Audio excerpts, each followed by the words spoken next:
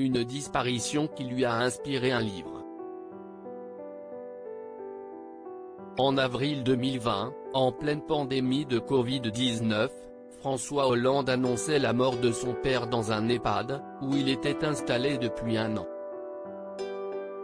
Si cette disparition n'avait a priori rien à voir avec le virus qui circulait alors beaucoup, l'ancien président de la République avait rendu hommage à tous les personnels des EHPAD qui luttent contre le virus, mais aussi accompagnent les personnes les plus âgées dans cette période si difficile et angoissante, et en accompagnent d'autres vers la fin de leur vie.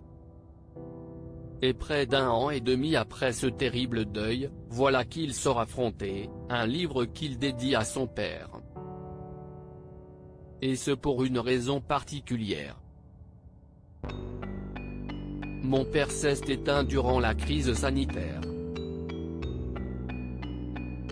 Pour lui, son agonie se confondait avec la fin d'un monde, explique ainsi François Hollande dans les colonnes du Parisien, en kiosque mercredi 20 octobre. Dans ce livre, l'ancien président de la République s'attaque à des figures politiques actuelles, d'Emmanuel Macron à Marine Le Pen en passant par Éric Zemmour, et explique vouloir préparer le prochain monde. À la veille d'une échéance cruciale, les présidentielles, note de la rédaction, j'ai estimé nécessaire de dire aux Français une vérité simple, ajoute-t-il, précisant que cette vérité n'est autre que la grande mutation qui se prépare, à la fois écologique, sociale, industrielle, éducative. François Hollande a-t-il revu son père avant sa mort? Un livre qui fait office d'hommage pour François Hollande, lui qui regrettait, avant la mort de son père en avril 2020, de ne pas avoir pu lui rendre visite en EHPAD, à cause de la pandémie de coronavirus.